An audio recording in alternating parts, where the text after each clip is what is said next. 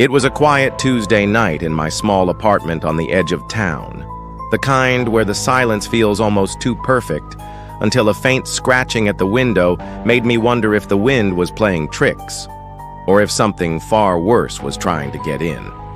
My name is Emily, and this happened last summer when I was house-sitting for my aunt in her old Victorian home on the outskirts of Seattle.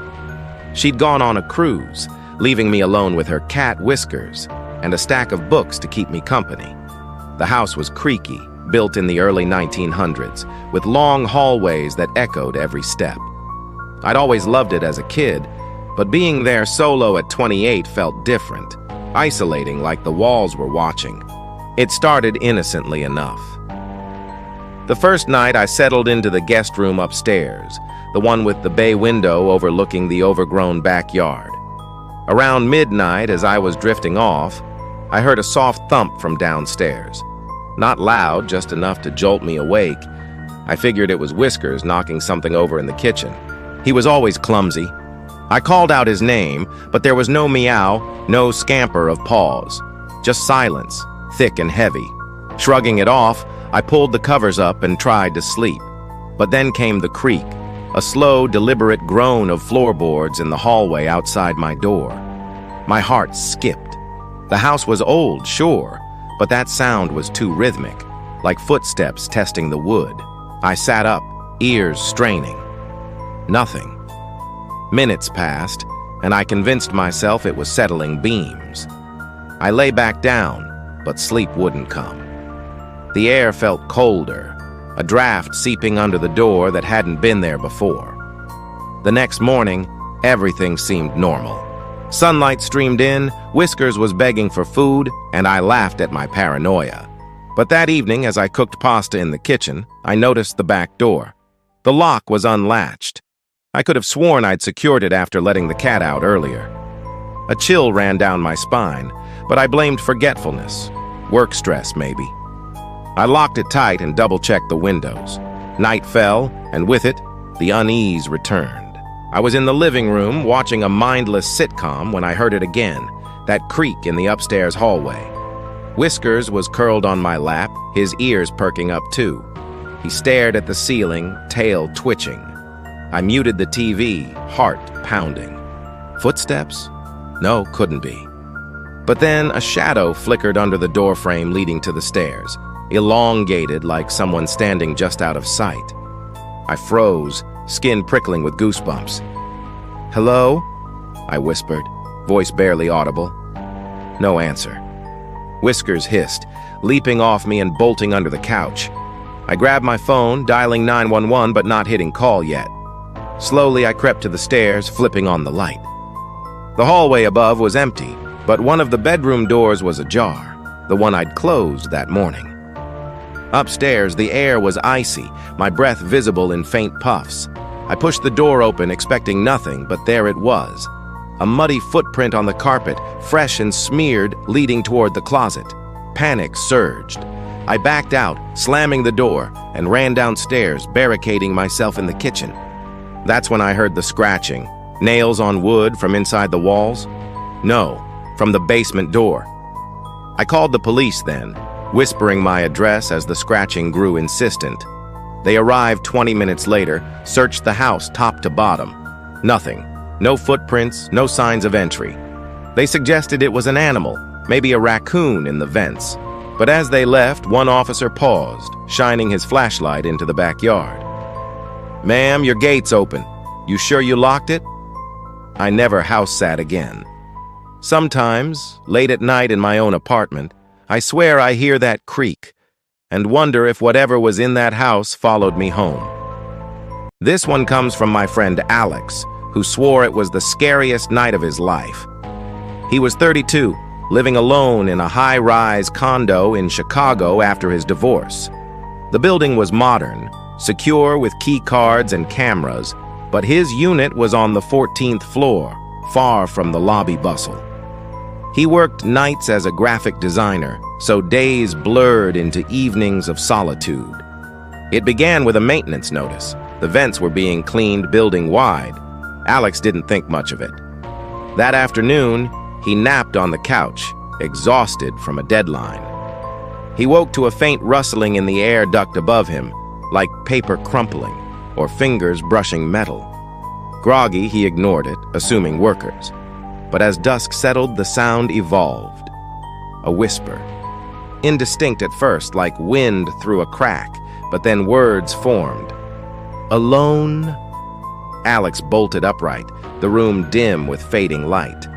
The whisper stopped. He checked the vent grill, dusty, unchanged. Shaking his head, he blasted music to drown out his nerves. Dinner was tense. Every clink of his fork amplified the quiet. Then, from the bedroom vent, watching. Clearer now, a hoarse murmur. His skin crawled, a cold sweat breaking out. He grabbed a screwdriver, unscrewing the grill. Inside, just darkness and lint. But as he peered in, a breath, warm, fetid, gusted back, carrying the whisper, "Closer."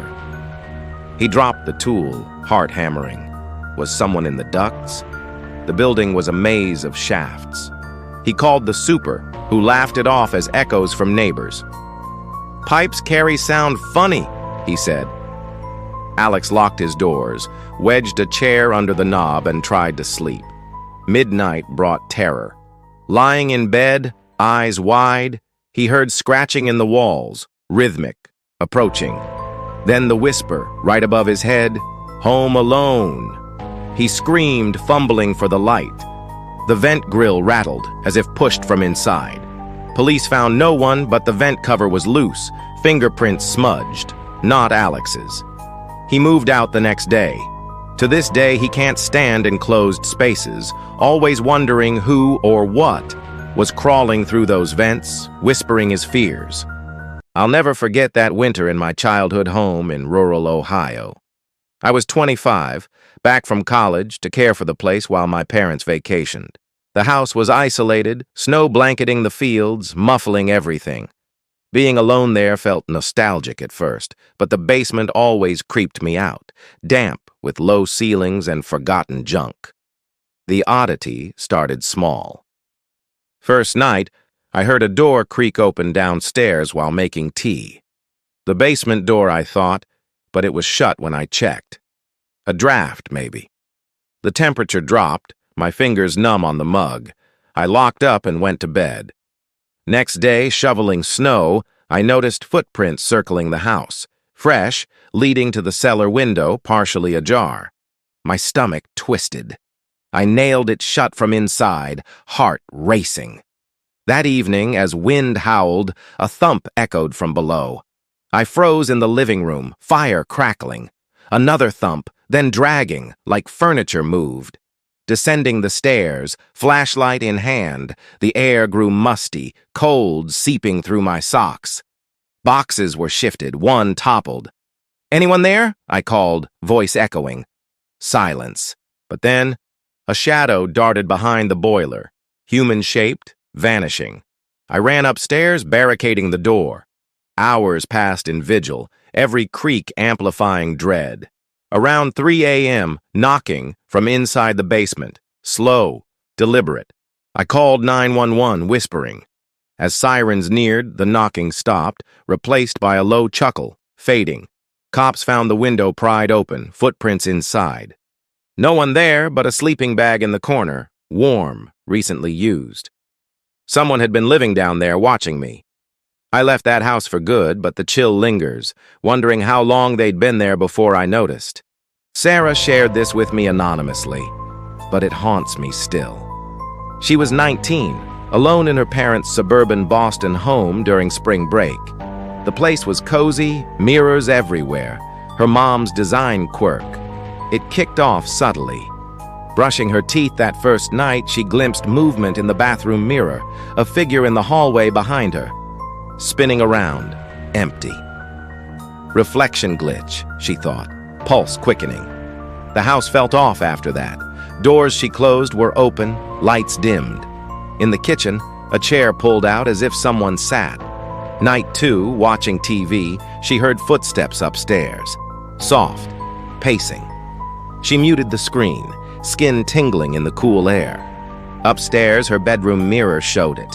a silhouette in the closet doorway, unmoving. She approached, breath shallow, but the closet was bare. Turning back, the mirror reflected differently. The figure now behind her, closer. Terror peaked. She fled to the front door, but it was unlocked, from inside. Hiding in the garage, she dialed emergency. As police arrived, she heard humming from the vents. Faint, familiar. They found no intruder, but fingerprints on the mirrors, not Sarah's. Someone had been entering through a loose attic vent, watching via reflections. She never stayed alone again, always covering mirrors, fearing what stares back. These stories remind us, sometimes the scariest intruder is the one you don't see coming, until it's too late. Sweet dreams.